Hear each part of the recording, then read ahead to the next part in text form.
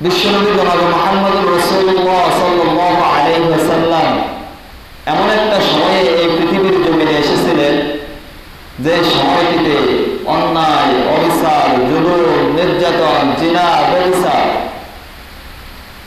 পাপ সংকীর্ণতার মধ্যে মানুষগুলা ডুবে রয়েছিল।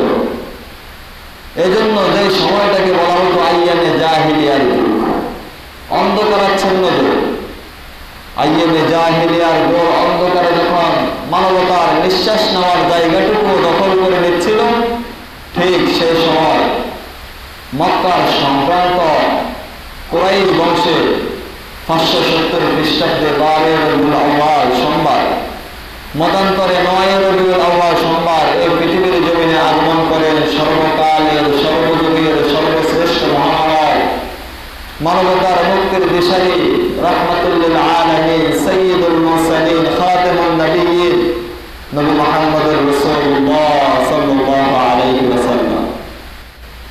বিশ্বনবী মক্কার সম্ভ্রান্ত পরিবারে জন্মগ্রহণ করেছিলেন, যেই বংশের নাম হচ্ছে কুরাইশ বংশ। কি বংশ? কুরাইশ বংশ। রাসূলের বংশ কি নাম? কুরাইশ বংশ। রাসূল সাল্লাল্লাহু আলাইহি ওয়াসাল্লামের পিতার নাম হচ্ছে আব্দুল্লাহ। আব্দুল্লাহর পিতার নাম হচ্ছে আব্দুল মুত্তালিব।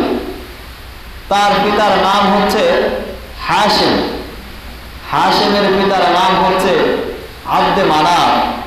আব্দে মানাফের পিতার নাম ছিল কুসাই। কুসাইয়ের পিতার নাম ছিল কিলাব। কিলাবের পিতার নাম ছিল মুরারা। তার পিতার নাম ছিল কাব। কাবের পিতার নাম ছিল লুয়াই। লুয়াইয়ের পিতার নাম ছিল গালিব। গালিবের পিতার নাম ছিল ফিহর। আর ফিহরের এক নাম ছিল কুরাইশ। আর এই কুরাইশ থেকে রাসূলের বংশের নামকরণ করা হয়েছিল কুরাইশ, যে সম্পর্কে আল্লাহ তাআলা কোরআনে একটা সূরা নাযিল করে বলেন লিইলাফ কুরাইশ। সুবহানাল্লাহ। তো রাসূল মক্কার সম্ভ্রান্ত পরিবার কুরাইশ বংশে জন্মগ্রহণ করেছিলেন। বিশ্বনবী জন্মের পূর্বে তার পিতাকে হারান।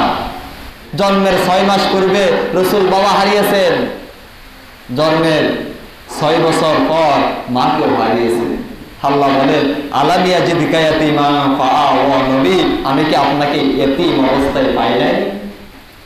আমি কি আপনাকে এতিম অবস্থায় পাই নাই? অতঃপর আমি কি আপনাকে আশ্রয় দেই?